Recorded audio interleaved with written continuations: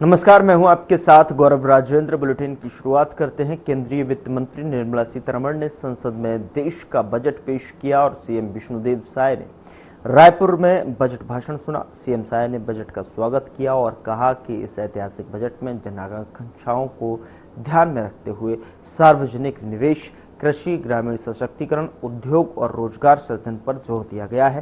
CM Sai ने और क्या कुछ कहा, आपको सुनाते हैं।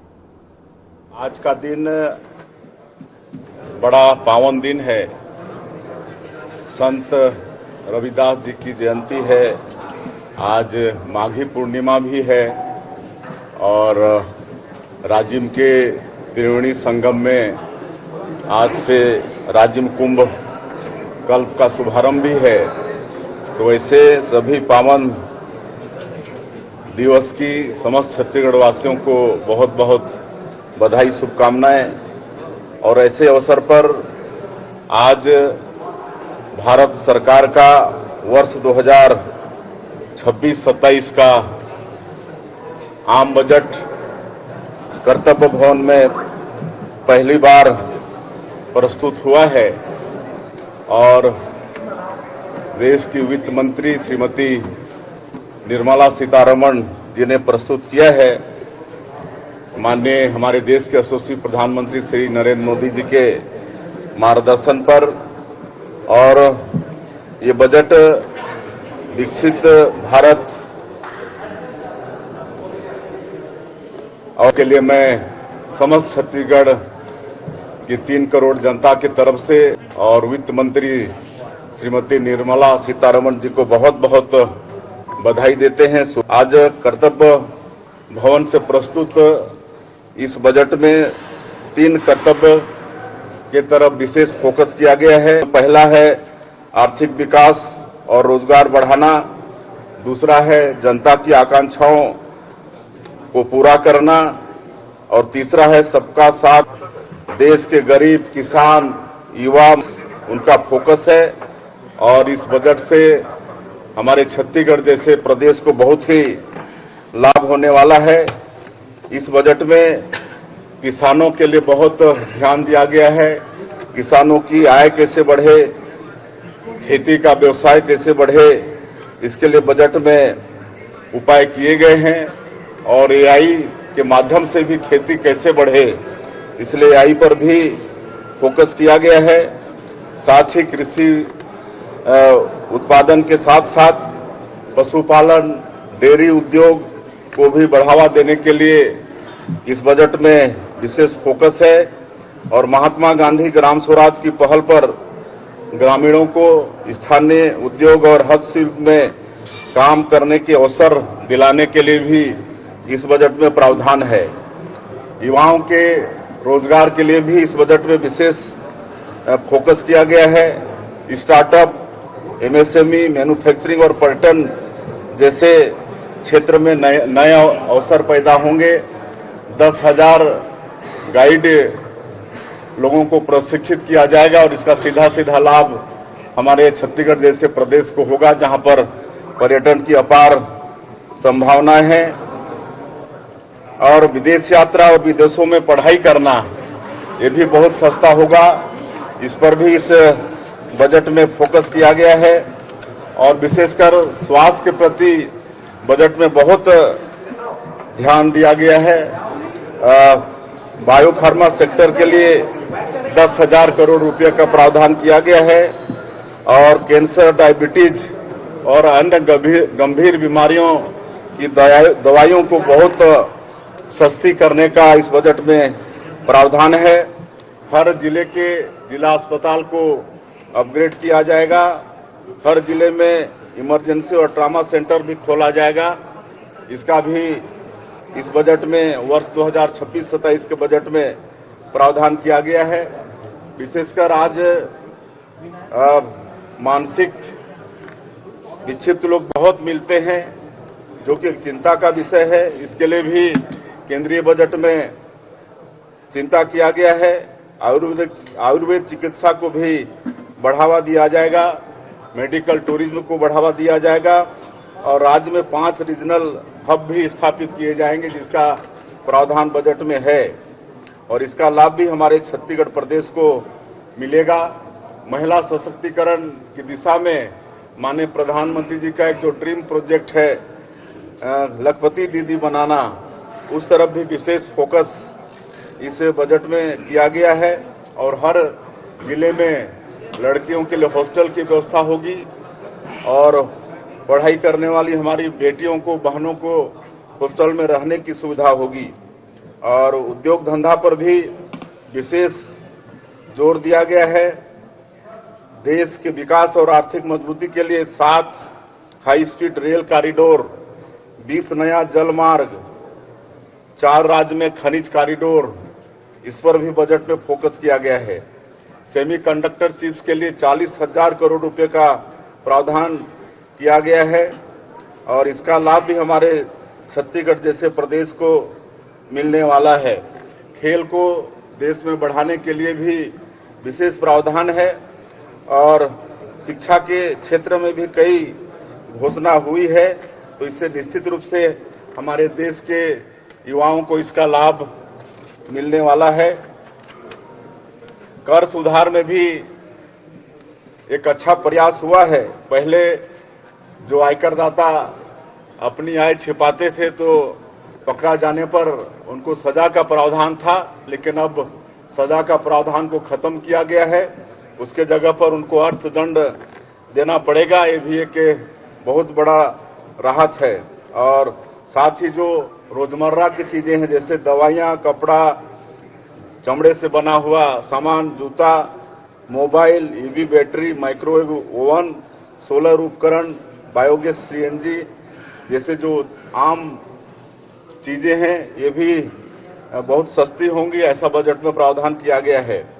कुल मिलाकर कहें तो ये जो वर्ष 2026-27 का जो बजट है, माननीय प्रधानमंत्री जी का जो मूल मंत्र है सबका साथ, सबका विकास, सबका विश्वास और सबका प्रयास, इसको फलीभूत करने वाला ये बजट है। निश्चित रूप से इससे देश और छत्तीसगढ़ को बहुत लाभ होने वाला है। मैं फिर से एक बार हमारे देश के यशस्वी प्रधानमंत्री आदरणीय श्री नरेंद्र मोदी जी और वित्त मंत्री श्रीमती निर्मला सीतारमण जी को छत्तीसगढ़ की तरफ से बहुत बहुत बधाई और शुभकामना देते हैं। जिस तरह से पिछले बजट में अप्रत्याशित टैक्स में छूट दिया गया, किसी को उम्मीद नहीं था कि 12 लाख का एक मुश्त टैक्स में फ्री मिलेगा, तो एक बहुत बड़ा पिछले बजट में ही राहत मिल गया है। महात्मा गांधी हैंडलूम स्वरोजगार योजना, तो कहीं ना कहीं ये वीराम जी को जो लेके जो चाह तो विधायक मतलब खुश करने के लिए तो नहीं रहे विपक्ष को? जी बिल्कुल नहीं, जीराम जी और इसका कोई संबंध नहीं है। जीराम जी तो जो मनरेगा जो था उसका वो विकल्प है और मनरेगा से कई गुना विकसित भारत जीराम जी है। इसमें 100 दिन के बजाय 150 दिन, 125 दिन, 125 दिन रोजगार मुहैया हो रहा है और इसमें मजदूरी भुगतान सुनिश्चित किया गया है। 1 सप्ताह के अंदर मजदूरी भुगतान होगा और नहीं होगा समय पर तो उसके लिए मतलब अतिरिक्त राशि मजदूर को देना पड़ेगा और इसमें बहुत सारे और विकास के काम लिए जाएंगे जिससे अधोसंरचना का विकास गांव में होगा और ग्राम सभा ही तय करेगा कि किस काम को पहले लेना है, किस काम को बाद में लेना है।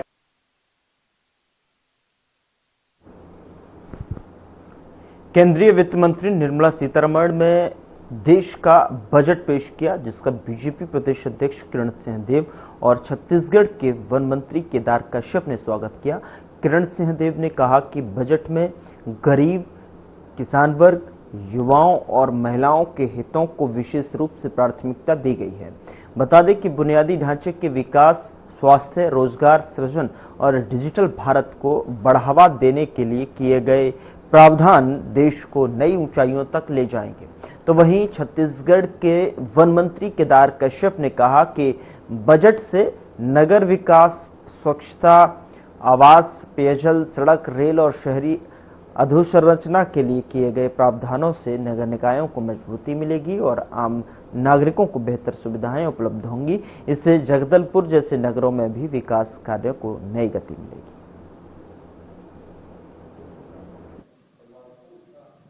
अभिवादन है, बहुत बहुत अभिनंदन है आदरणीय केंद्रीय वित्त मंत्री आदरणीय निर्मला सीतारमण जी का। और बहुत ही विकासोन्मुखी बजट है, सभी क्षेत्रों का इसमें ध्यान दिया गया है।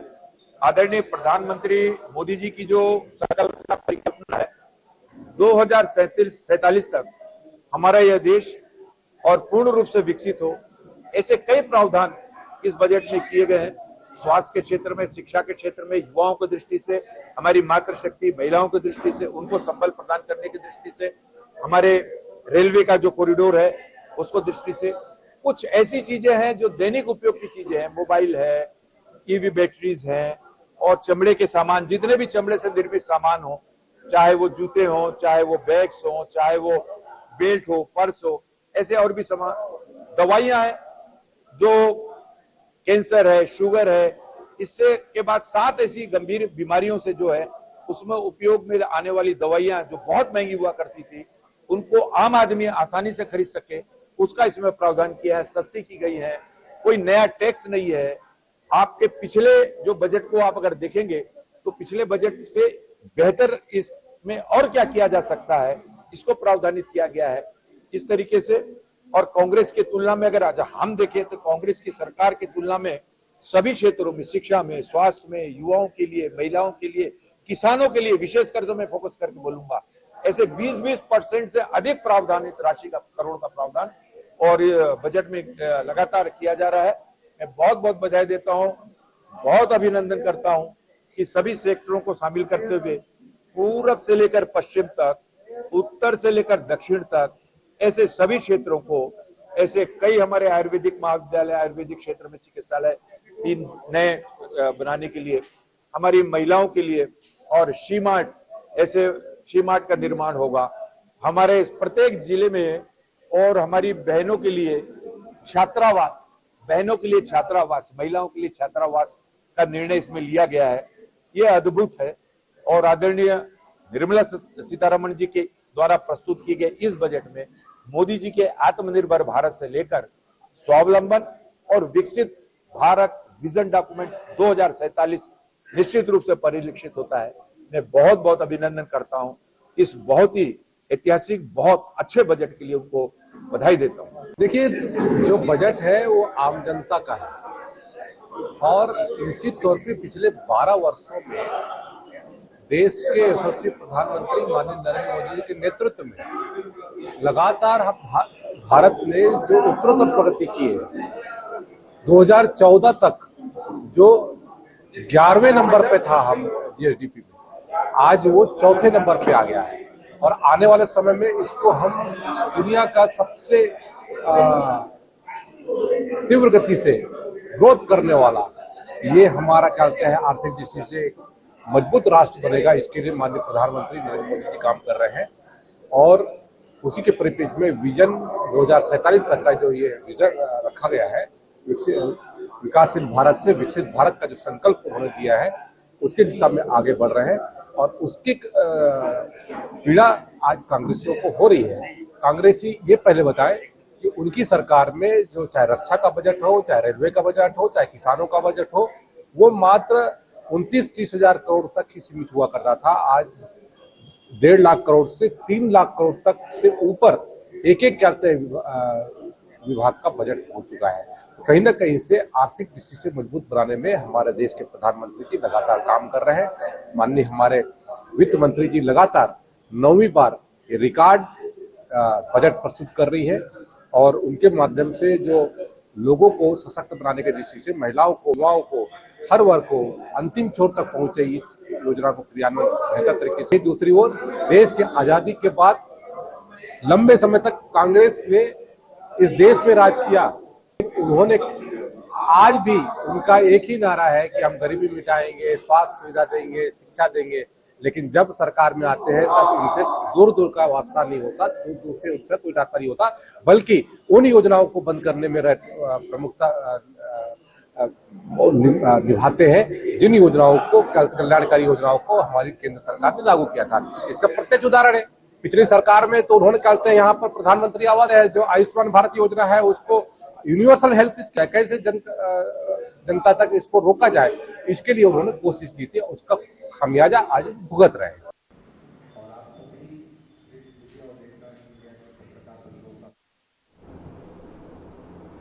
केंद्रीय वित्त मंत्री निर्मला सीतारमण ने देश का बजट लय में पूर्व वन मंत्री महेश गागड़ा ने प्रेस कॉन्फ्रेंस की। महेश गागड़ा ने कहा कि बजट ग्रामीण विकास पर 2.66 लाख करोड़ रुपए का प्रावधान किया गया है। बता दें कि बीजापुर के आदिवासी भाइयों के लिए यह खुशखबरी है। किसान योजना को और मजबूत किया गया। बता दें कि उन्होंने कहा कि हमारा बस्तर क्षेत्रों में जो वनों से आच्छादित है, अब वन आधारित अर्थव्यवस्था से सशक्त होगा, लेकिन विपक्ष वाले कहते हैं कि ये बजट अमीरों के लिए है। ये झूठ है। गागड़ा ने कहा कि मध्यम वर्ग को टैक्स में राहत मिली है, 9 करोड़ से ज्यादा परिवारों को फायदा हुआ है। ये गरीब को सशक्त बनाने वाला बजट है। बीजापुर में हमारी सरकार ने वन संरक्षण और रोजगार सृजन पर जो काम किया है वह इसी दिशा में है। आत्मनिर्भर भारत अब हकीकत बन रहा है। सब लोग का उम्मीद रहता है कि टैक्स होगा। जब बजट आएगा तो निश्चित तौर पर टैक्स सोचते हैं लोग का क्या टैक्स बाहर आ रहा है, चाहे सर्विस करने वाले हो या फिर जो टैक्स के जो स्लैब्स हैं, आय का जो स्लैब्स हैं, तो इसमें कोई बदलाव नहीं किया गया। जो पूर्ववत था तो इसलिए कोई चिंता करने वाली बात नहीं है। मोदी जी 3 कर्तव्य के बाद जो करते हैं, आत्मनिर्भर भारत बने और सबका विकास हो, तो निश्चित तौर पर स्लैब का किसी तरह से बड़ा कोई परिवर्तन ना करके यथावत जो रखा गया है, निश्चित तौर पर सबको फायदा होगा।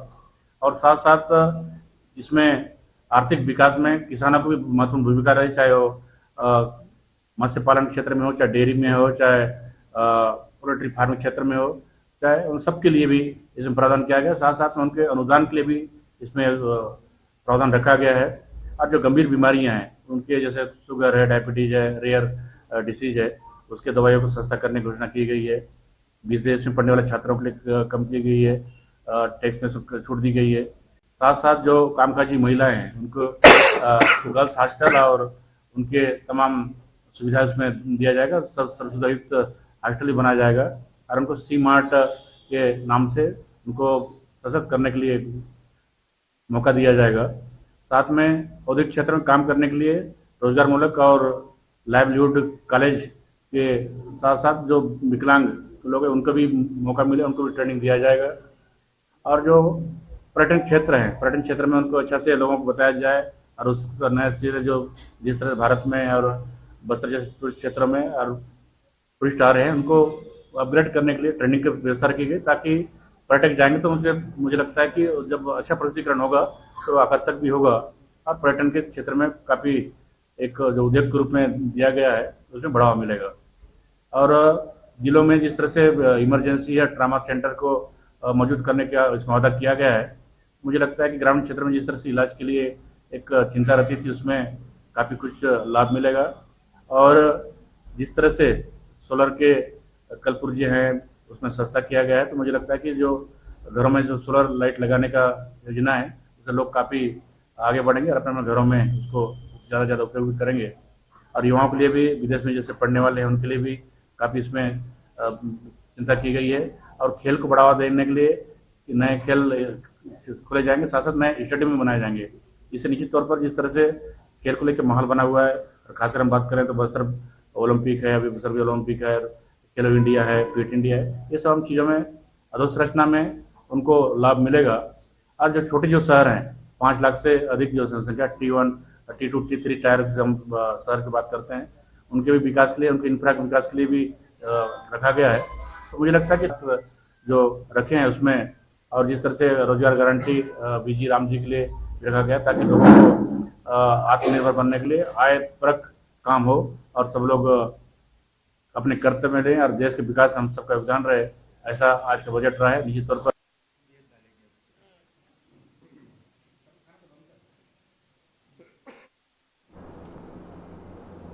छत्तीसगढ़ भिलाई से खबर है, जहां पर पिछले दिनों एक वीडियो शिक्षा मंत्री गजेंद्र यादव का वायरल हो रहा है, जिसमें वह बिना हेलमेट के बाइक चलाते हुए नजर आ रहे हैं। आपको बताना चाहेंगे कि दुर्ग जिले में अभी आम नागरिकों के लिए हेलमेट की अनिवार्यता रखी गई है। बिना हेलमेट के पेट्रोल भी नहीं दिया जा रहा है। इस वीडियो पर उन्होंने अपना 7 बजे कोई भी व्यक्ति मॉर्निंग वॉक पर हेलमेट लेकर नहीं जाता। कार्यकर्ता के कहने पर उन्होंने उनकी बाइक चलाई और किसी ने वीडियो बनाया और इस छोटी जानकारी नहीं।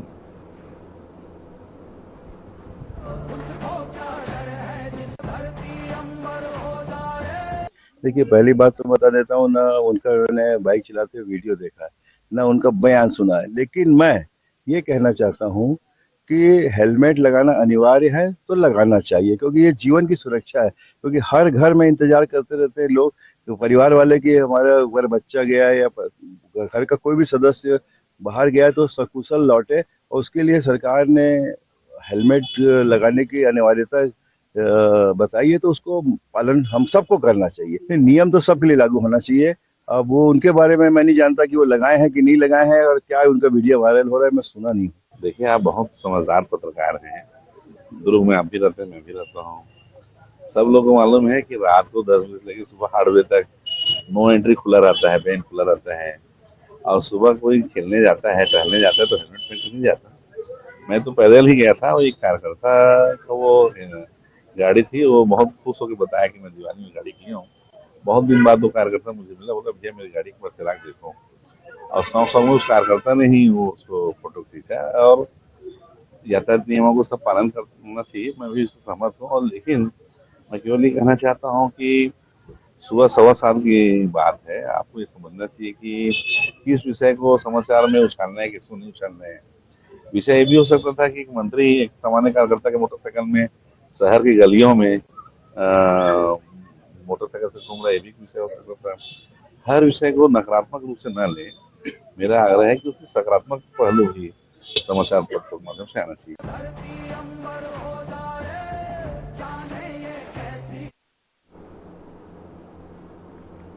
T20 वर्ल्ड कप से पहले crime and cyber unit Raipur और थानागंज पुलिस ने ऑनलाइन सट्टा गिरोह का पर्दाफाश किया है। पुलिस के मुताबिक आरोपी 4 पहिया वाहनों में बैठकर कमा रहे थे। कार्रवाई में 10 मोबाइल फोन और 3 महंगी कारें भी जब्त की गई हैं। जांच में गिरोह तार महाराष्ट्र, मध्य प्रदेश सहित अन्य राज्यों से जुड़े होने की आशंका जताई जा रही है। छत्तीसगढ़ जुआ प्रतिरोधक अधिनियम के तहत में मामला दर्ज किया गया। पुलिस का कहना है कि ऑनलाइन सट्टा खेलने वालों पर भी आगे वैधानिक कार्रवाई की जाएगी। अभी फरवरी में जो T20 सीजन चालू हो रहा है और आने वाला IPL सीजन को देखते हुए सीपी सर और एडिशनल सीपी सर का क्लियर इंस्ट्रक्शन था कि कमिश्नरेट रायपुर कमिश्नरेट बनने के बाद जो भी ऑनलाइन बेटिंग या गैम्बलिंग की एक्टिविटीज में पार्टिसिपेट करेंगे उनके ऊपर सख्त कार्रवाई करना है बोल के। तो हम लोग ACCU का टीम और DCP सेंट्रल जोन की टीम, संयुक्त टीम गंज थाना का जानकारी मिली थी मुखबिर से कि कुछ लोग कार्स में ऑनलाइन बेटिंग और गैम्बलिंग कर रहे थे। तो उसी के ऊपर हम लोग तुरंत जॉइंट एक्शन टीम बना के उस मौके पे पहुंचे। तो मौके से हमको आईडीज और ऑनलाइन ट्रांजैक्शंस कुछ मिले थे, जिससे हम लोग गैम्बलिंग के दायरे में FIR पंजीबद्ध किए थे गंज थाने में। 7 ऑफ CG गैम्बलिंग एक्ट और BNS के सेक्शन 112 के तहत हम लोग ऑर्गेनाइज्ड क्राइम केस में हम लोग FIR पंजीबद्ध किए। तो इसमें टोटल 6 आरोपी है और 10 मोबाइल हम लोगों ने रिकवर किया और टोटल 37,50,000 का कैश भी हमने रिकवर किया मौके से ही, कार से। और ये 6 लोगों का डिटेल्स इस प्रकार है। एक रकाब देव पाहुजा है जो दुर्ग का रहने वाला है, दूसरा पीयूष जैन है। इन दोनों का मास्टर आईडी हमको मिला है मोबाइल से, उनके मोबाइल से। उसके अलावा जितेंद्र कुमार कृपलानी है जो रायपुर का है, दीपक अग्रवाल है जो बिलासपुर का है, कमल राघवानी रायपुर का है और सचिन जैन रायपुर के हैं। इन लोगों के ऊपर ऑलरेडी पहले से भी गैम्बलिंग एक्ट के तहत कुछ FIRs दर्ज है दुर्ग, रायपुर और बिलासपुर में। टोटल 9 अपराध इन 6 लोगों के खिलाफ है अलग अलग डिस्ट्रिक्ट्स में। टोटल मशहूर का इसमें कार्स और मोबाइल्स और कैश को मिला के टोटल 92,50,000 का रिकवरी हुआ है।